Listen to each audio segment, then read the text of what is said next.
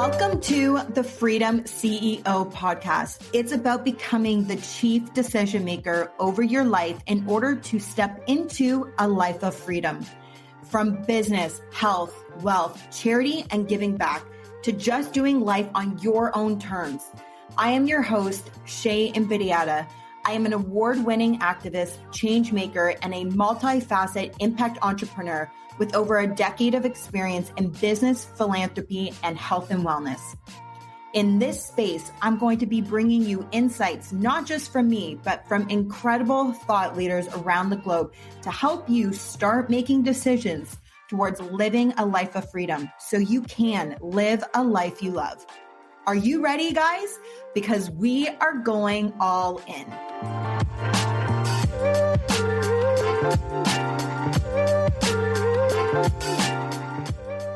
Whether you're a seasoned entrepreneur, a dreamer on the cusp of taking the leap, or simply someone seeking inspiration and practical advice, this episode is a gold mine of knowledge.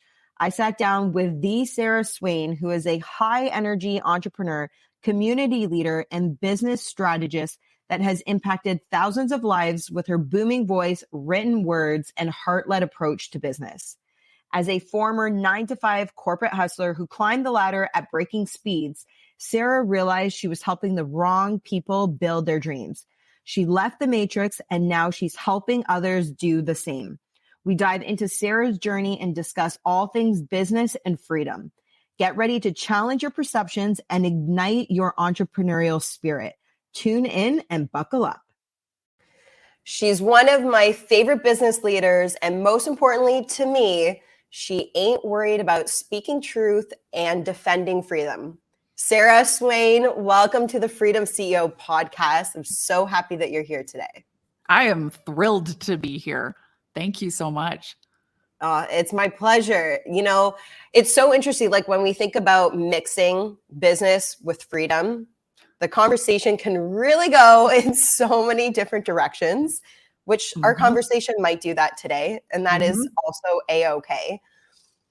Before we kind of dive into the now, what's happening in our world, what Sarah Swain is up to, what good little gold nuggets we can learn from you today, I want to just kind of backpedal a little into your background, unpack the story of your journey, and talking a little bit about the former 9-to-5 corporate ladder that you climbed. The hustle was real even then.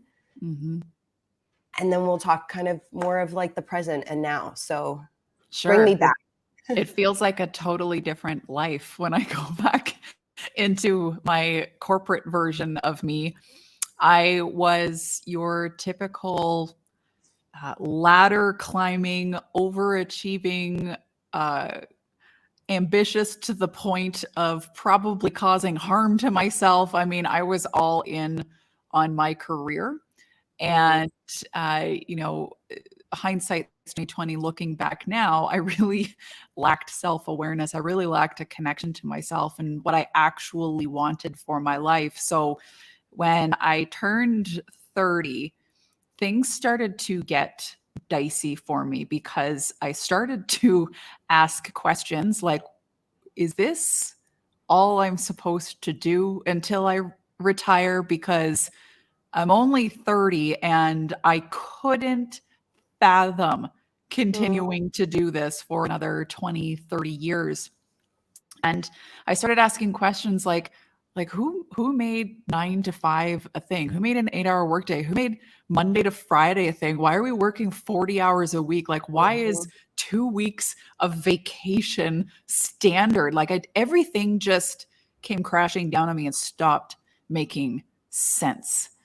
And it really came down to this one question that I asked myself, and it was what success meant to me, because I had checked all the boxes, Shay. I went to school. I got the good grades. I did everything as best as humanly possible. I got married. I bought a house. We got a dog. Like we did all the things. I had paid vacation. I had a full pension. I had an incredible benefits package with dental. Like I had a company car. And there I was in my late 20s, early 30s being like, I don't feel successful. Yet I did all these successful things that, as I was growing up, I was taught that these are the things that make you a successful adult, and this is how you lead a successful life.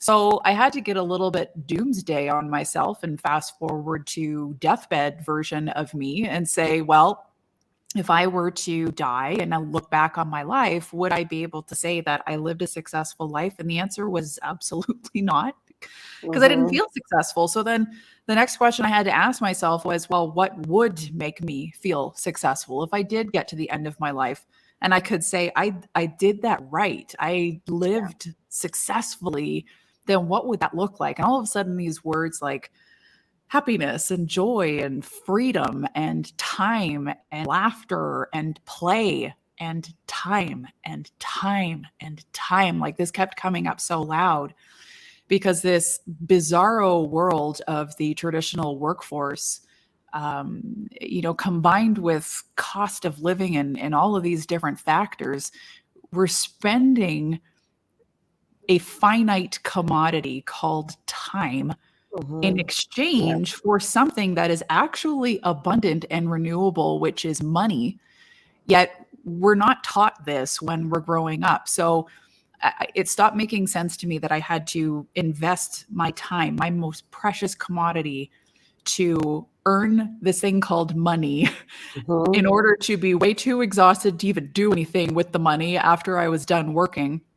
And if we're fortunate enough to make it to the traditional retirement age, which a lot of people don't get that far, Right. then we're allowed to start enjoying life. And that's the golden years. And we can start, it's like, what? So I had this midlife crisis at age, 30. And it was really an awakening of sorts, where I knew within me that this was not my path forward, that we had been fed a lie about what success actually means.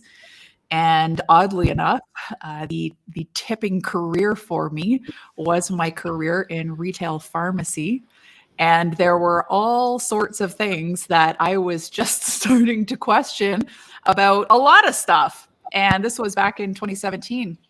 And so I had this incredible sense of misalignment. I mean, my body, my physical body was going to work every day.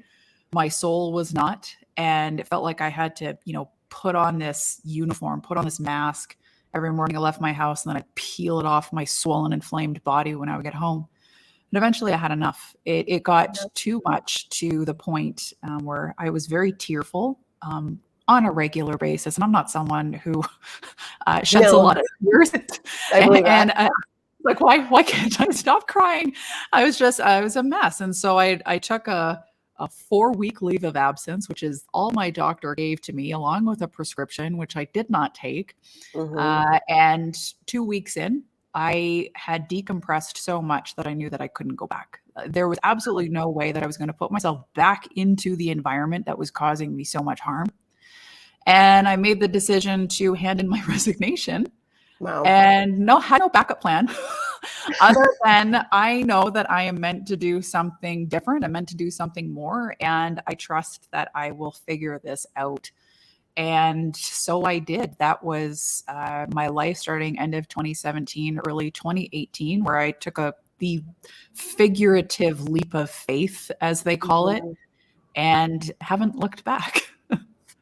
Wow. I mean, it's such a crazy journey. And to put some context perspective, how many years were you in corporate before you got to that point in 2018? Total 11 or 12, so over a decade.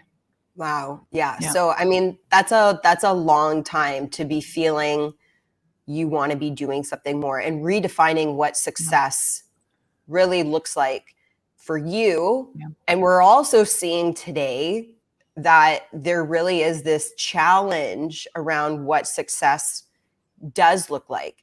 Many people know Gary Vee, but he's really big on this right now, in looking at exactly what you pointed out around this 9 to 5 and this grind and this hustle for somebody else to build up somebody else's dreams and life, and really taking a step back and going, what does success look like for you and how can you go after that? How can you build that Mhm. versus building somebody else's dream, their time off, like their abundance, quite literally.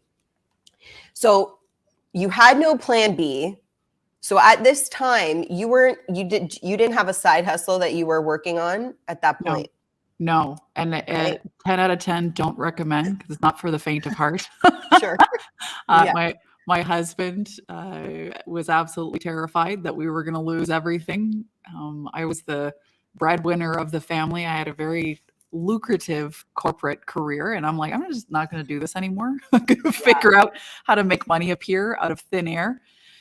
And so I did, but what I really did was I had to give myself credit for all of the skill sets that I did have, Mm, that I had a lot of experience in providing. So I had to look at my corporate career as this place and this experience that gave me an opportunity to build a lot of skills and knowledge in certain areas, and where I thrived in my career, where I could have done this type of work until the end of time, was in leadership and team building and personal development with my staff, and getting everybody empowered and focused on their goals and their results and things like that. And that is why I had the success that I did in my career. That's why I kept getting promoted, is because I knew how to drive right. people towards something that was important to them. And I said, okay, what can I do with that? And so I started a business around just the generalization of empowerment and help people move towards something that was meaningful for them. So I had to take an inventory, almost like do a resume for myself. Yeah. And then submit it into myself. It's like, okay, we have these skills that we can work with. And that's literally how I monetized my mind, which we'll get into that later. But that's how it started, was giving myself credit for the knowledge and experience that I did have, and what I was able to create with that. So I love diving into this kind of like in between, where you're in this no longer, but not yet. Mhm. And that in between and honoring that space in that waiting can be very uncomfortable sometimes. There's a lot of uncertainty and the unknown. But like you alluded to, of taking the leap of faith and trusting the process, Yeah. that this was all happening for you to bring you into something bigger and greater, that knowing who you are, it actually surpasses Sarah. It's bigger than Sarah. And so when you started this empowerment idea for other people and bringing them into what's important for them, what did that look like? What did you build? Oh my gosh. I was just telling my clients this yesterday, because those beginning days, those are the ones that we don't often see or acknowledge or even think exist. When we find someone that either we hire to guide us, mentor us, coach us, or we stumble across someone's uber successful Instagram, like we don't realize those humble days of where it all began. And I Sure. shared this story just yesterday with my community, because I didn't even have an Instagram account. Like I had a Facebook profile, Right. and I knew how to make a Facebook group. And there was a new function where you could go live on Facebook. And so I was like, okay, maybe I can create a community, bring everybody together, create this really high vibe space. And that's how I started my business, was in a private Facebook community, because I was terrified to be seen publicly. And Which is I so crazy if you know who Sarah is today. Talk about this 180 completely. 180. Yeah, I Yeah. think back on that. I'm like, wow, the growth period is real Real. Yeah. when you start taking action, and how much you actually can grow and expand into. So I remember I did my very first live, and I mean, someone who's high energy, I've got a huge source of energy in me. This gassed me. Like I was like, it was such a big deal for me to go live. I just basically laid on the floor and like had to recover after I just went live on Right. Facebook in this group. And I just started with a free community and made a pitch a few weeks later. Never pitched it. I'm like, how do I even set up a payment link? So I'm like, okay, I heard about this PayPal thing. I'm telling you, I knew nothing about creating a digital business of any Right. kind. And so I had to learn all of it. I hired Yeah. a coach that specialized in digital stuff to help me understand, like, how do you make a Mhm. button do this, and Right. how do you make an email automatically go into someone's inbox? Like, what is all that about? I had to learn it all from scratch. Mhm. Mhm. But that's where I started. And I pitched my first program. I think it was like $297. and and then I got a client and I was like, oh, it's real. All of a sudden I realized, I'm like, someone paid me, like someone sees the value in Right. what I am providing. And that was the reaffirmation I needed, that I'm like, I can do this. It just took one person to make me feel very validated in the fact Right. that I just left my corporate career behind, left the stable biweekly paycheck behind. I'm like, someone just paid me $297. I've got this.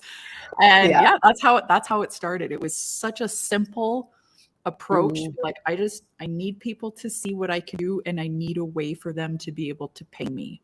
And that is Totally. how simply it began for me. So it's actually really fascinating because it's not that long ago that you started this, No. and 2020 became really the catalyst Mhm. for who Sarah Swain is today and Mhm. what you have done. And so, yeah, like when I think of the timeline, a lot of people, I think, if just landing on you and seeing you maybe for the first time would think that this has been the trajectory for quite some time. But really, we're talking about 5 years, 4.5 years type Yep. of work. So when you think of 2020, the world changed for everybody, good and bad. We all experienced it, but there was many of us who saw opportunity and choosing to become better instead of becoming bitter. And that wasn't easy, right? That it really was not easy from a mindset standpoint. And that's really where I got introduced to you, was in the middle of 2020. And connecting really, like, I said, we kind of met through business, but really I loved and I was grateful for the alignment around truth and freedom and how you were literally weaving it into the fabric of your brand and your Mhm. messaging. And so when you think of, think of 2020 and this shift that was taking place, how did that for you basically revitalize your trajectory of what you wanted to do? It's interesting because it revitalized me by completely breaking me first. Mm, okay. Um, I was as sleepy as they come Okay. going into 2020. There were a lot of things, as I mentioned earlier, that I was like, this doesn't make any sense. In the healthcare, the world Right. of pharmacy that I was coming out of, I knew that that was just all big business. Mm-hmm. There was a lot of things that I was questioning, and I was always that annoying person in my family that would say, have you guys thought of it this way? And everyone kind of roll their eyes and, get annoyed with me for always bringing up the controversial shit at the dinner table. And yeah, but I hadn't connected any dots at that point. Right. And in 2020, when everything started to shift, where my brain always goes is through the lens of business. Even when I was in corporate, I couldn't go into a retail store without looking at things through the lens of a corporate eye or a management eye, and that translated into my entrepreneurial journey too. So all of a sudden, when businesses started getting ordered to shut down and people were getting laid off, this was impacting people in my family, and I immediately saw the writing on the wall for the long-term trajectory of our economy. That's where my brain went. I'm like, oh, this isn't good. So I knew that with the skills that I had started coaching people and starting up businesses after I had figured out how to do that myself around end of 2018, early 2019, helping people build, basic digital framework to launch something. And I'd been doing that for a couple of years by the time 2020 happened. And I realized that if people are just all of a sudden out of work and have absolutely no idea how to start a business, we're going to have to teach people how to create their own economy.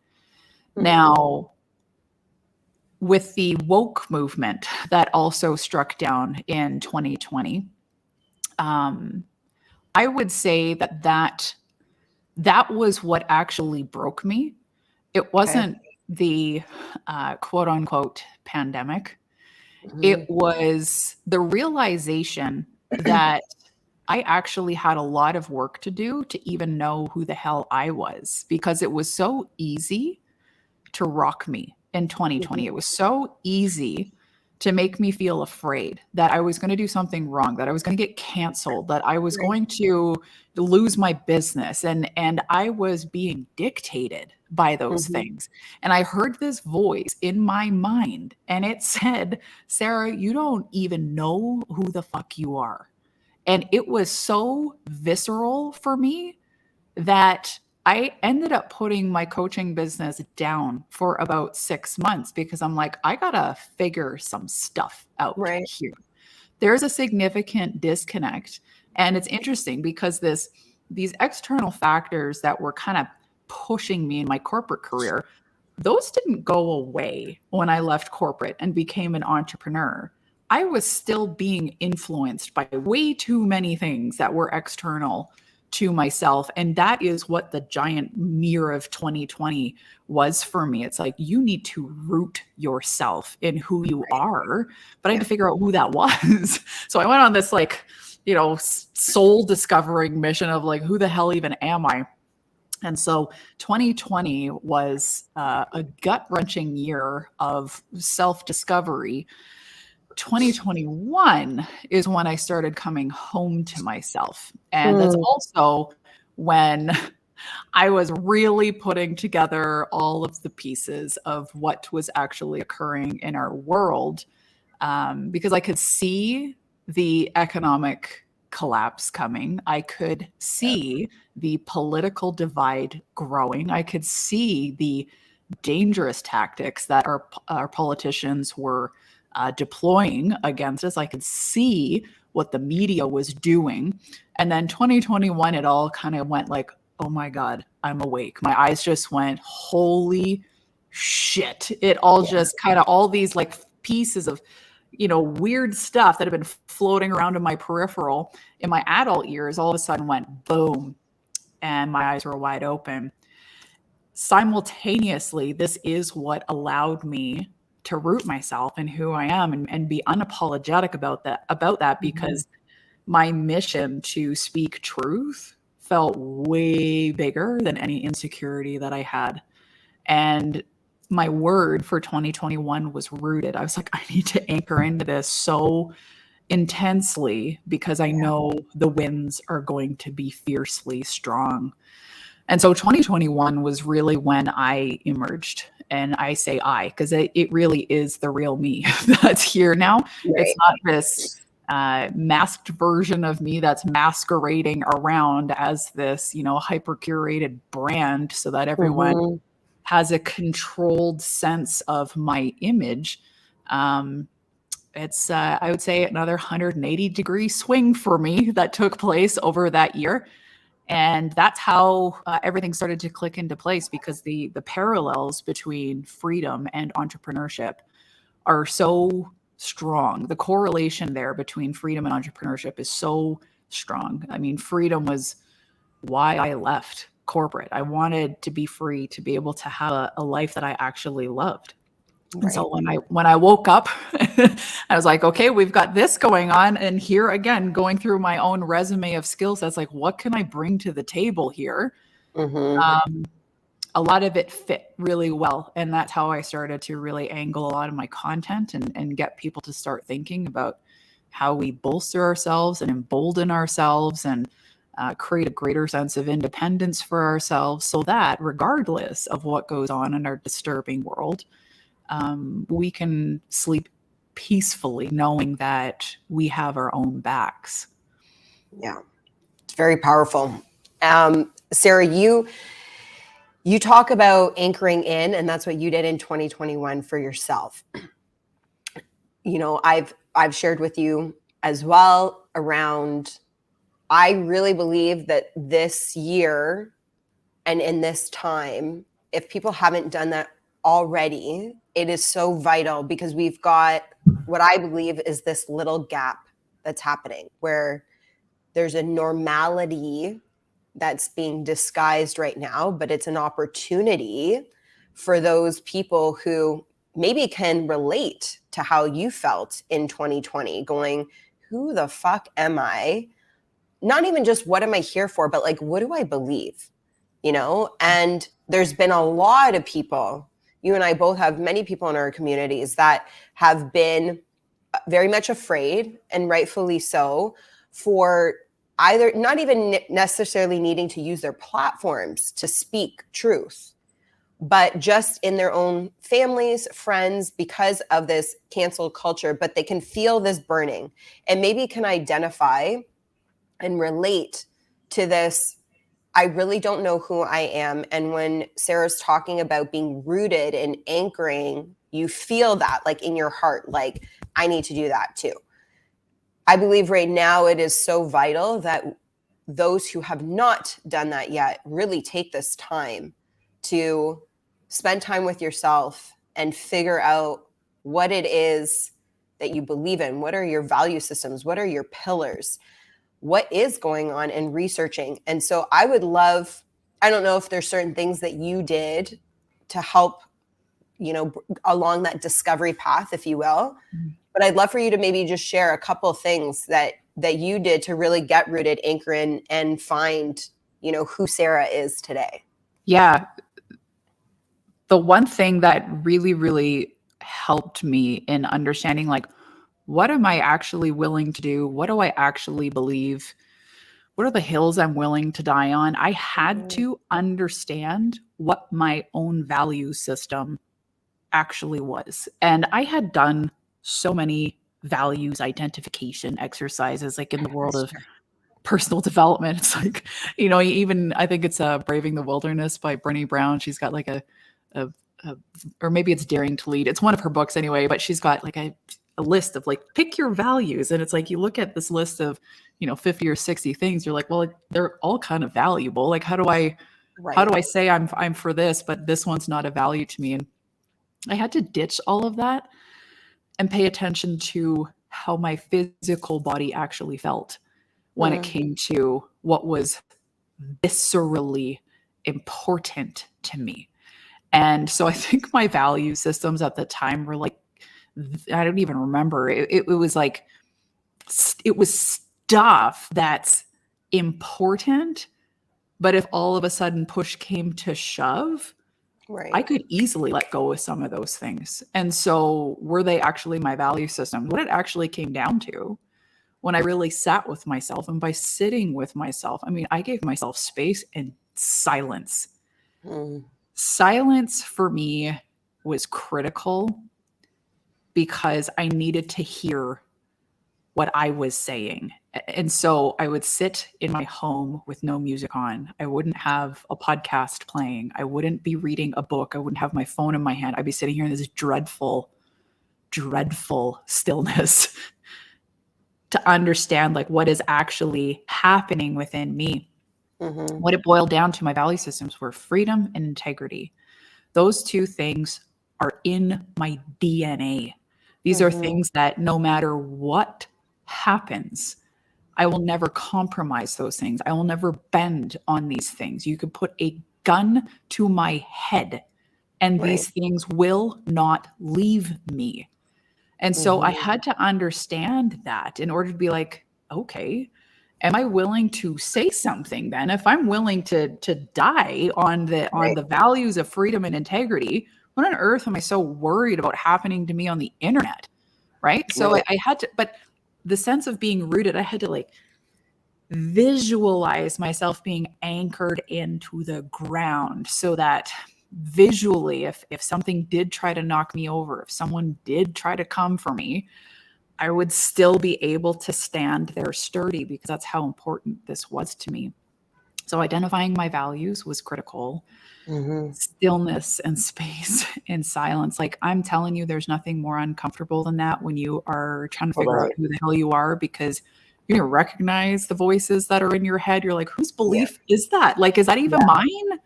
Totally.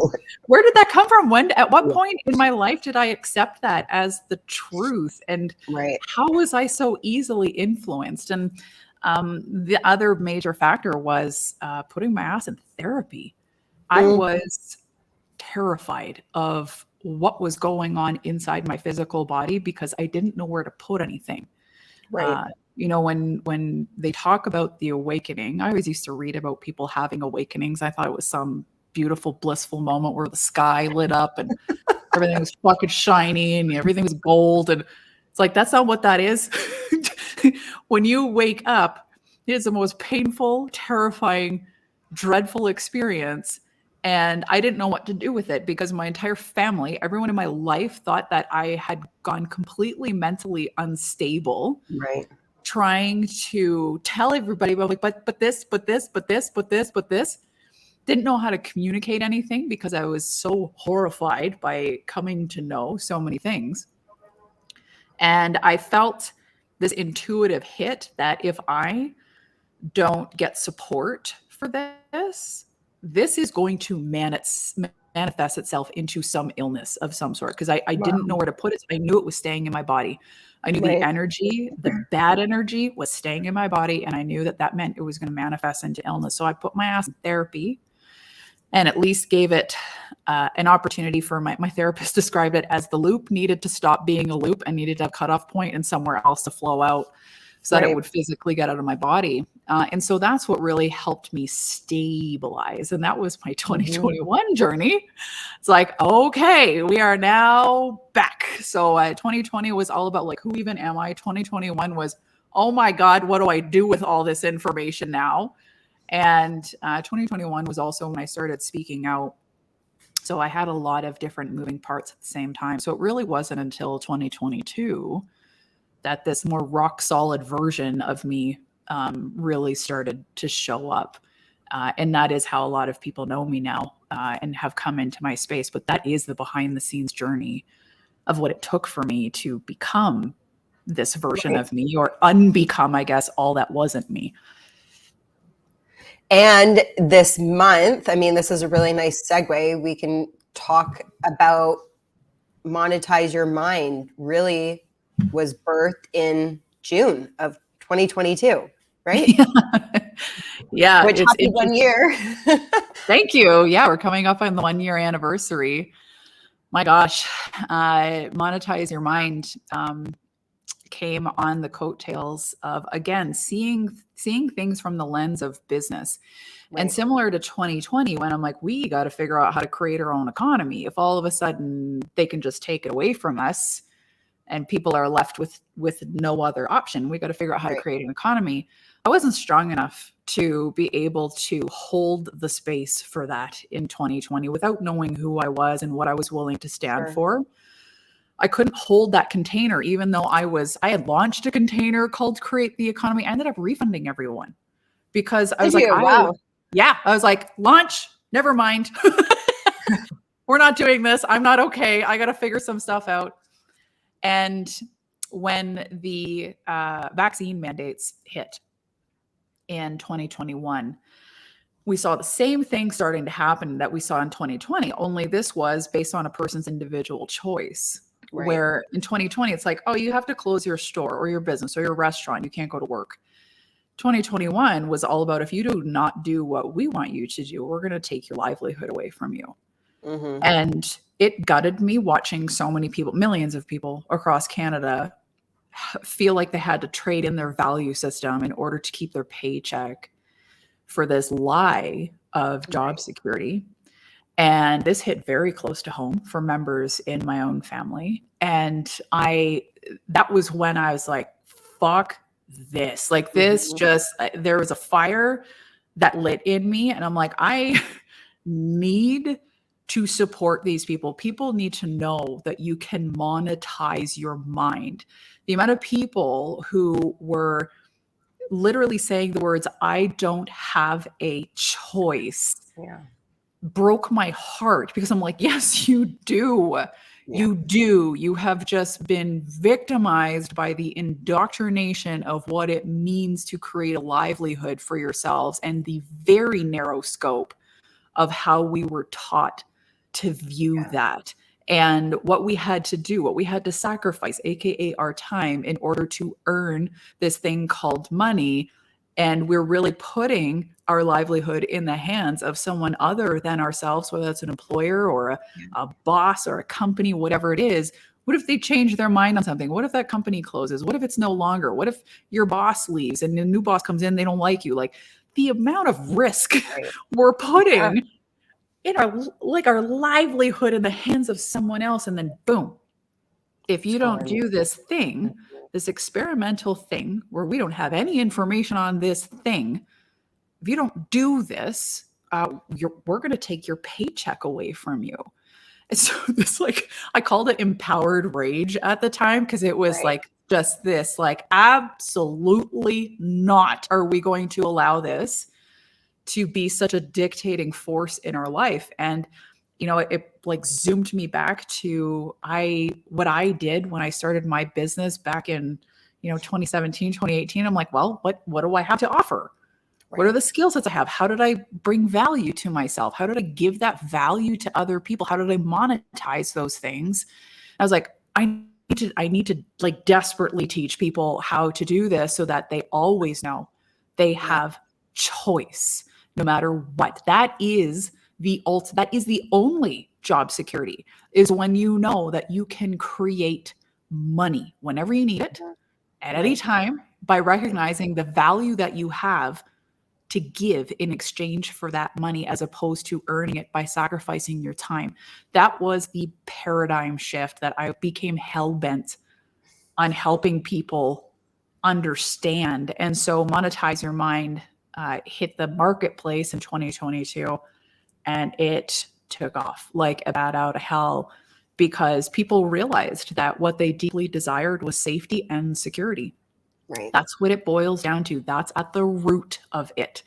This isn't necessarily about, how do I create this passion project of mine. This is so deep, what we do in Monetize Your Mind, because this is our freedom. When we can understand how to create money and recognize our power to do so through an infinite number of ways, the ability for someone else to manipulate us becomes almost obsolete. And that's where we're like, we're just going to do us. We're going to live our lives. We're going to create this magnificent future for ourselves, even though the world is on fire. And in that sense of empowerment that gives back to us, it also gives us that anchor point of something beautiful and bigger than us to set our sights on, to keep us focused and, creating solutions for other people. There have never been more problems in the world than there are today, which means we have never needed more solutions than we do today, which means the opportunity for entrepreneurship is so abundant right now. But people need to step up to that plate and answer that call and start taking action on these things, instead of just kind of crossing our fingers that, I don't think they'll ever do this to us again, or they will. It's coming. I hate to break it to you. That was just the hors d'oeuvres. The appetizers were just served. That was the snack. Exactly. Main course is still on its way. Yeah, exactly. And they might throw another appetizer in between the real main course. So it's like, you got to get ready. Sarah, as I hear you talking, I almost can hear like the devil advocate going, that sounds great. And almost like easy. Like it's very simple to just say, okay, well, I'll just quit my job and I'll become an entrepreneur, or, do something where I find value and I monetize my mind, I monetize my passion, my values, whatever it is. But I think a lot of people are really stuck. Yes. And this goes back to the root of like not knowing who you are, right? So you've got to go back and do that groundwork first. But when you hear people saying, I don't know what I have to give, like I'm going to take, for example, a teacher's a good example. Well, maybe they're not actually. That's probably not a good example, but like a police officer, for example, somebody who is like really plugged into the system. You're on shift work, not just 9 to 5, but you're on shift work. You have health benefits, you have a pension, and that's like all you know, right? So what value, how do you step away from that? Yeah. That's a really big risk. That's a really big leap.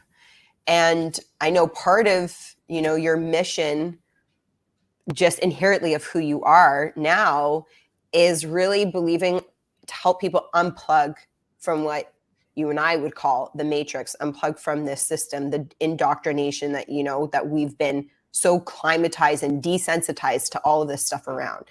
But for those listening right now, what would you say to them of going, I don't know what I would have to offer? Yeah.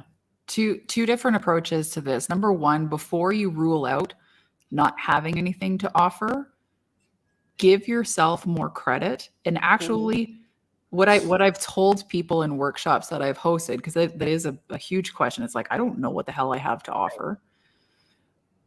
But if you were to actually go write a resume for an employee, you'd have no problem coming up with a list of skills and experience and assets or certifications or some form of education to be able to put on that and present yourself to this other person. You'd have no problem doing that.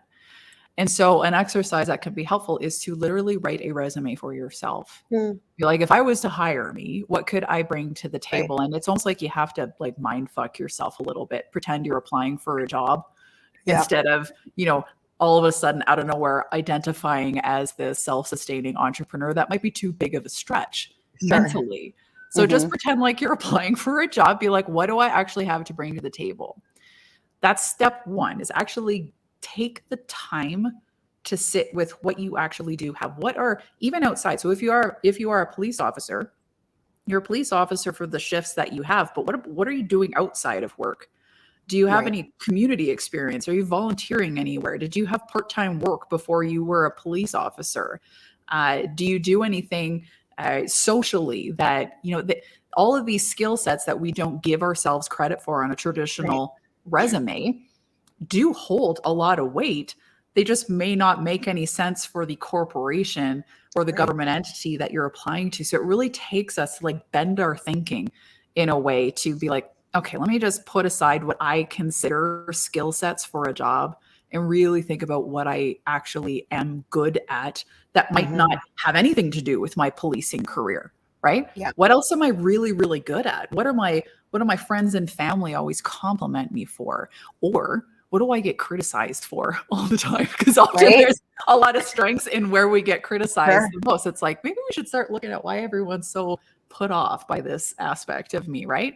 There's something to be said about those things, but you have to take the time to really think about that before you outwardly say, I don't have anything to offer, because I will bet 100% of the time that's a lie. Yeah. Now, the second thing that we can do if we're really struggling to figure out what skill sets do I have, we got to understand that entrepreneurship, we're playing a long game here.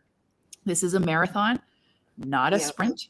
This is something where even if it took you 5 years, even if it took you 10 years, even if it took you 15 years. So say you're 30 years old, like I was when I left corporate. By the time I turned 45, I had two choices. I could either say, well, I'm still in the same world of corporate, just in a different role, doing different things, or I could have spent 15 years betting on myself. Amen. Yeah. And where can you go in 15 years if you bet on yourself every single day? Yeah. And so this doesn't necessarily have to be this overnight, oh my God, I've got to figure out how to do this immediately so that the new world order doesn't impact me. What if we just set our sights on 2030 our definition of what we want 2030 to be. Like, what can I do in the next 7 years? Right. To bet on me? And maybe that means you got to go out and learn something new. You have to go out and practice a skill until you become masterful at it. And what if that took you 2 years of those 7 years to be able to become so freaking good at something that you could turn around by 2025 and be like, I'm ready to go. Let's start this business, and then go all in on those 5 years. What if it took you till 2030 to completely change your life? Would it still not be worth that wait? Because 2030 is going to happen regardless. Right. So you have a choice of like, what kind of 2030 do you want to be experiencing here? Do you want to either be in the same vulnerable position where if there's another opportunity for you to be manipulated again, do you want to be in the position to have to make choices that aren't conducive to your value system? Or do you want to be in a position to be like, oh, they're doing that again? Okay, well, what am I focusing on right now and who am I helping? Yeah. Those are the choices that we have. So give yourself way more credit than you are. If you're listening and you think you don't have anything to offer, you do. You just have to start thinking differently about what we have been taught to value about ourselves when it comes to our skills and things that we can contribute, or ways in which we can provide solutions to another person. And two, long game. Okay. I'm not about a fast cash or fast wins kind of person. This is foundational stuff that we're doing when we're creating our business, when we're monetizing our mind. We're creating a new foundation, and it's got to be strong. It's got to be sturdy. And if it takes us 10 years, so be it. 10 years from now, you're going to look back on the day that you decided to be like, thank God I made the choice to start moving in a different direction. But our world is so hyper fast paced, and social media makes things look really, really skewed that we think that 10 years, if it takes us 10 years, then it means that we're a failure. And so we really have to challenge our belief systems, and really just continue to be like, that's okay. It's taken me an extra year. It's okay. I really sucked at that thing that I just launched. It's okay. No one bought that thing that I just put out there. It's okay. I'm going to keep betting on myself over and over and over and over again until what you know you are capable of is staring back at you in your face. Yeah. And, it's so interesting because we are not conditioned to think that we should suck at something for a period of time, right? There's a lot of fear around embarrassment, that fear of failure, being scared to try something new. Yeah. And we've all used these analogies where you look at when you first learned how to walk, like if you stopped after trying the first time you fell and you just crawled for the rest of your life, like that wouldn't serve you. But you didn't have that embarrassment factor. You didn't have that fear factor.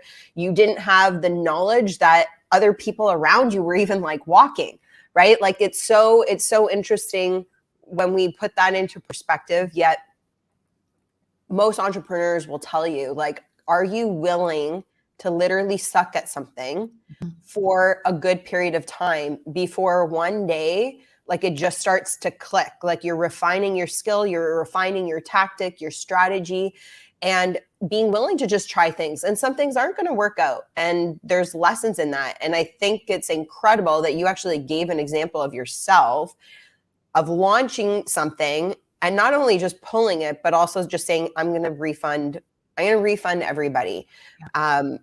Because that was the best thing to actually serve that client too. It wasn't so much as about you, even though you didn't feel you were ready, but to move forward with that would have actually done them a disservice, And so being able to be kind of in that space and going, yep, I'm not ready. And that is A-okay, and being confident in that. And I think a lot of people are really afraid of that. Yes. So being uncomfortable, willing to screw up, willing to mess it up for a good period of time before it starts to work. And when I think of the way forward, navigating the future economy, and I know you say this line as well, but the entrepreneurs of today creating the economy of tomorrow, this is an opportunity that is so real for so many people, because the hope and the dream and the wish of going back to life of pre-2020 is never going to happen. And there's some things about pre-2020 that I do love and I do wish. And there's a lot of things that I'm really grateful for that have moved myself personally into opportunities, relationships, lifestyle, countries, where if 2020 didn't happen, maybe it would have happened at some point, but I was able to seize that opportunity. And I think for anybody listening right now, that opportunity is still available, because if you can wake up and realize that we aren't going back and that the future is how we're going to shape it, and you can be an active participant in that. As you said, how do you want 2030 to look like? What do you want to be celebrating 2030 of how your life is going to be? Because it's not going to get any easier. Like, you and I both know. And this isn't what this episode is about, but I mean, we could totally do a whole other episode on what is coming. But it's living your life with that intentionality of taking ownership for what is to come and what you can control. And so I want to ask you, Sarah, because you mentioned there's so many problems right now in our world. Therefore, there's opportunity for so many solutions to come in. What are some of those gaps that you've identified that maybe aren't for your brand or your passion, but you're like, I'd really love if somebody just started doing this in the world, because that would serve humanity? Gosh, there's so many things. I think the biggest thing is the opportunity for the next generation, the people working with kids right now, the opportunity to reform education, the opportunity to equip children, the youth, teenagers, young adults with all of the things that we didn't get to experience, that caused us to go down these paths of like, who am I and what am I doing with my life and why am I having a midlife crisis at age 30?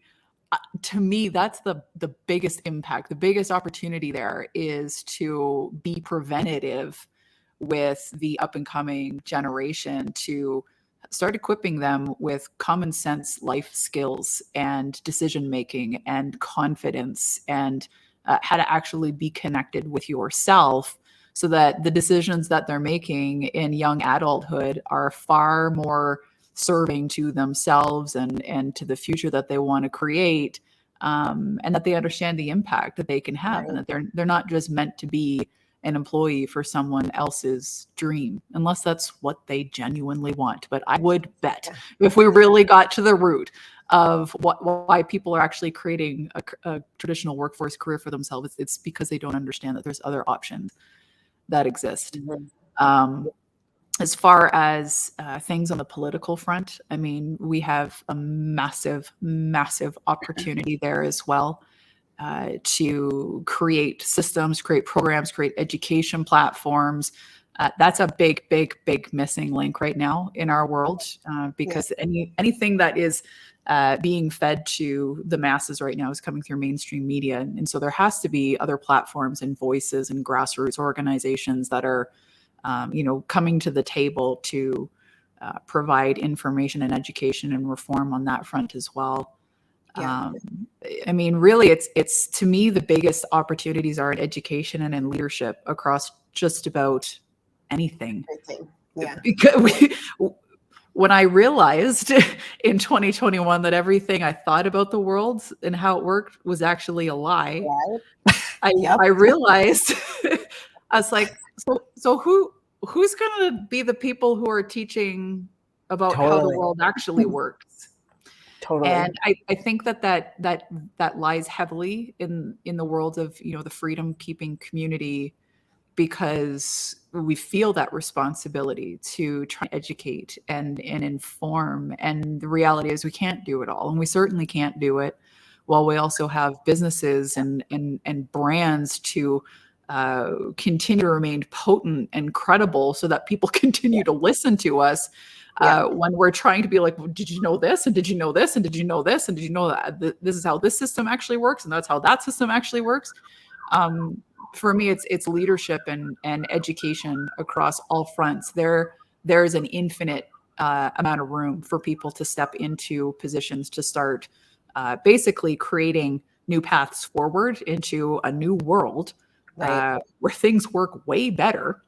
When you think about any industry, we got to make a new one. Literally any industry, we got to make a new one. And so it's almost like every single thing that exists in the world has an opportunity to be duplicated in a better way. So we're going to need a lot of entrepreneurs to start coming to the table to start creating these things. Big time. And with the opportunity, you know, I think if people are receiving this and going, okay, I'm ready, I'm willing, but maybe some of the hows and needing inspiration is still, it hasn't clicked for them yet. There is something really exciting happening in Canada, first of its kind, in September. And I would love, Sarah, for you to just share what is this gift and how people, this is your opportunity. Like if you are listening right now, this is about answering the call. And September is really going to help ignite your own catalyst. So tell us what's happening in September. Thank you for giving me the opportunity to talk about this, because I have goosebumps right now every time I start thinking about the MYM, first ever MYM conference and retreat that we're hosting in Kananaskis, Alberta, September 16th, 17th, 18th.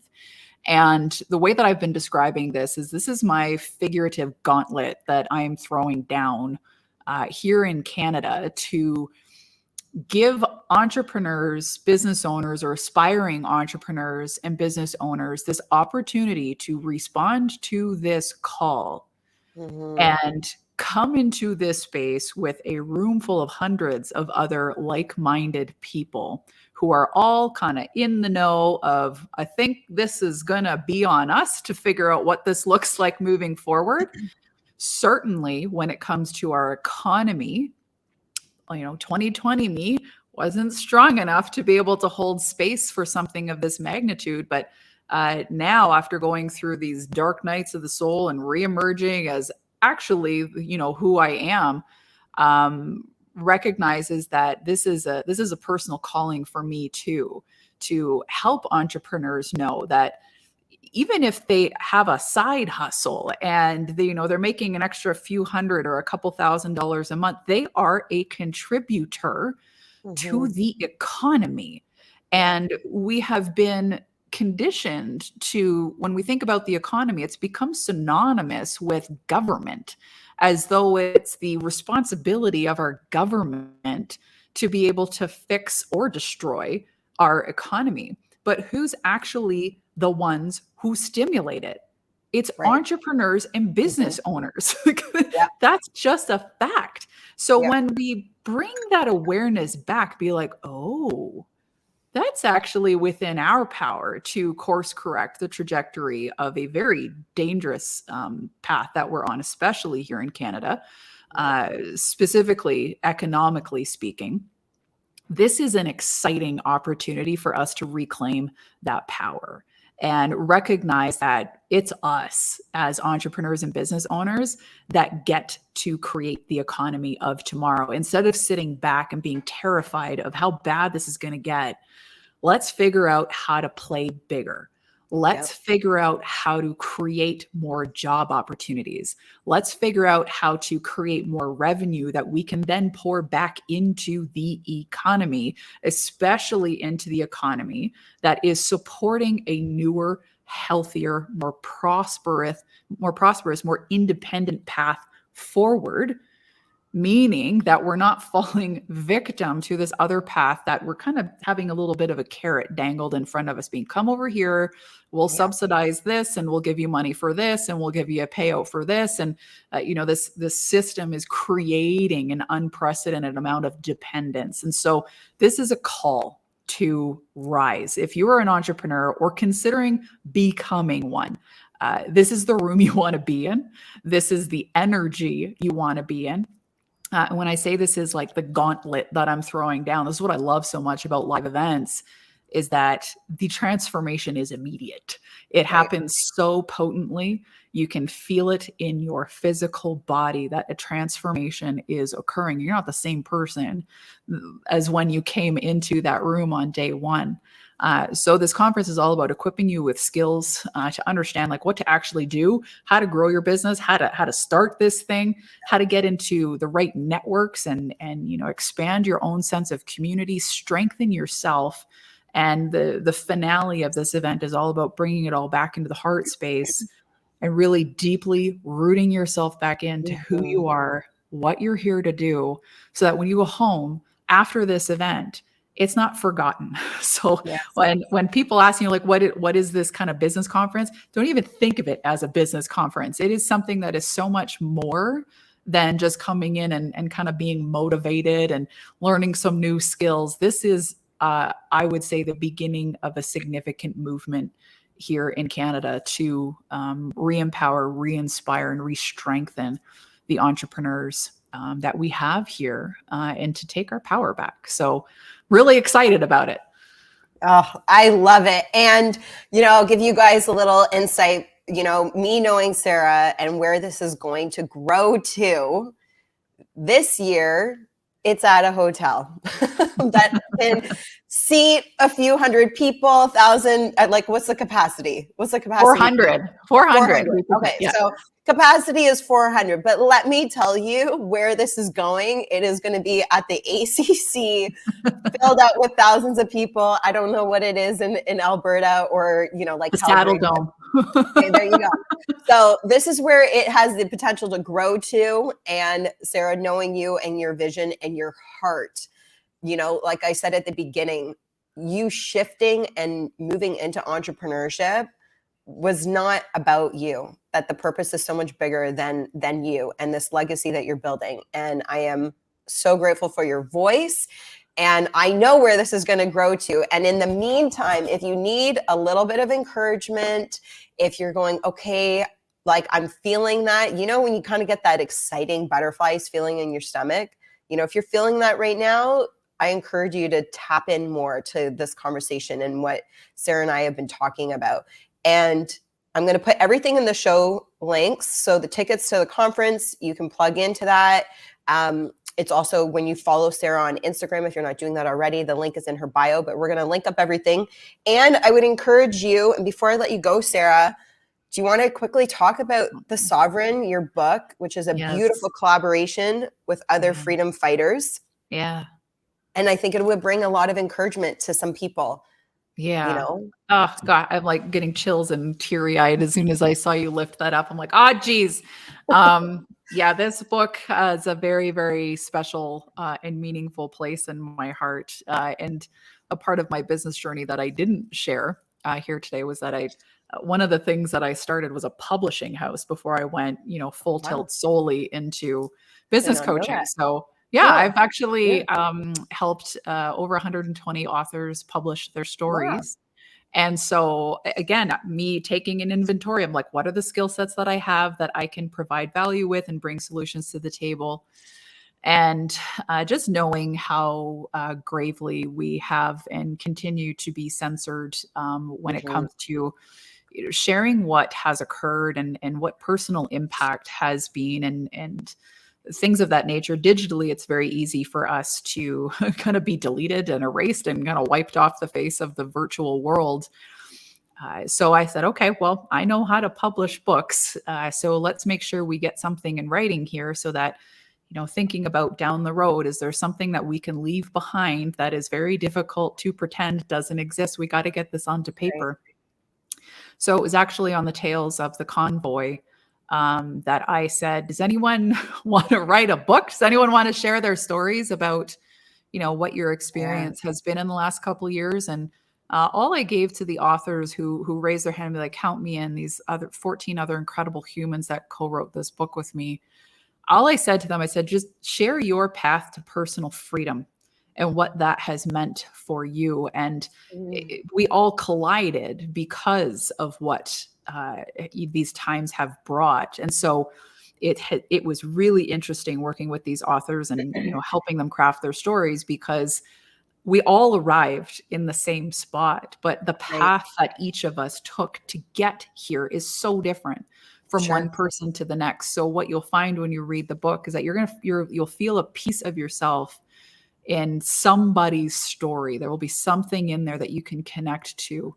And especially if you're of, someone who's in freedom, keeping community, and maybe you're in a position where you feel like you're the only person who is experiencing this right now, or maybe you feel a little crazy. Maybe you are just opening your eyes and starting to question your sanity.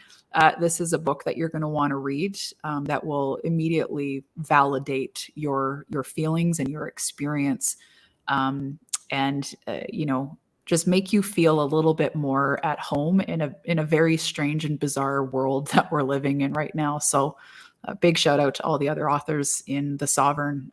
Their stories are like, they're burned into my soul. And we've sold thousands of copies of this book. Like when it went out like bananas. So it's available on Amazon right now.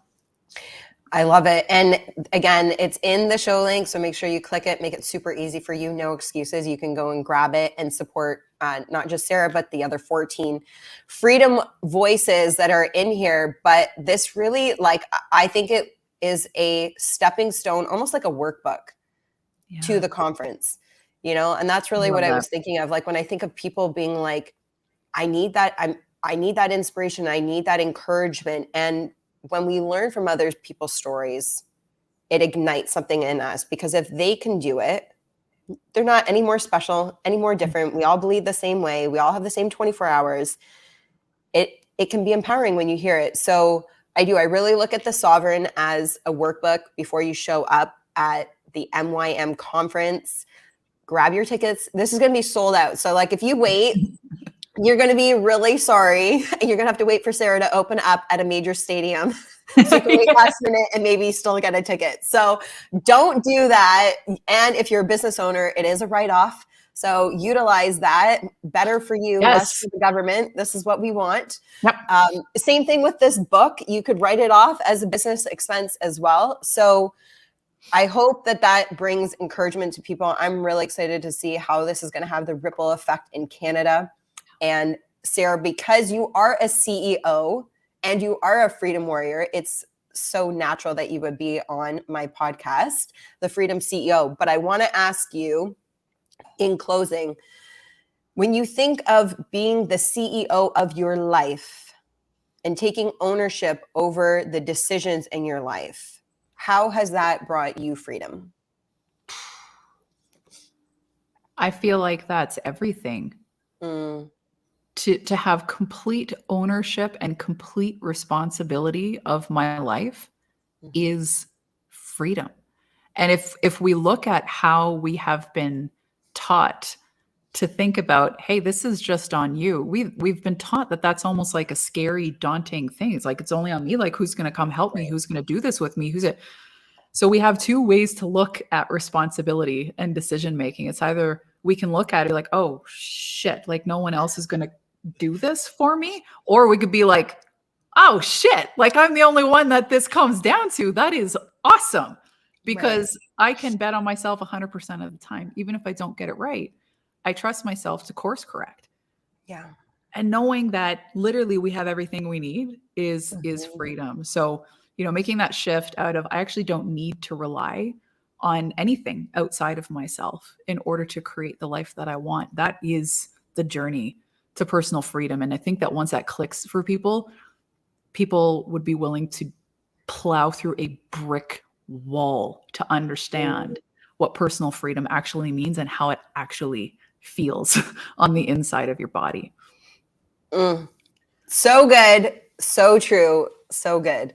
Sarah, thank you so much for being here today. Obviously, you're going to be back, and I cannot wait to do the follow-up in either 6 months' time or a year from now, and just checking in on how everything is growing.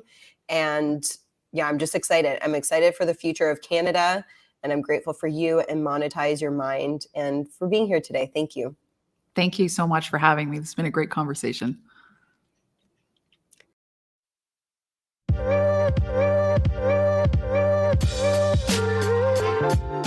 Thanks for tuning into the Freedom CEO podcast. If you got value out of today's show, I would love for you to leave a review, as it will help my show reach other people as well.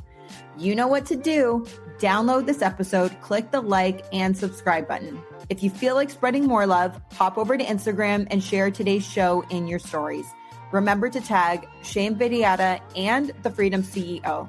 My DMs are always open, so drop me a line. I'd love to connect. Until next time, keep owning your decisions to live a life of freedom. Live a life you love.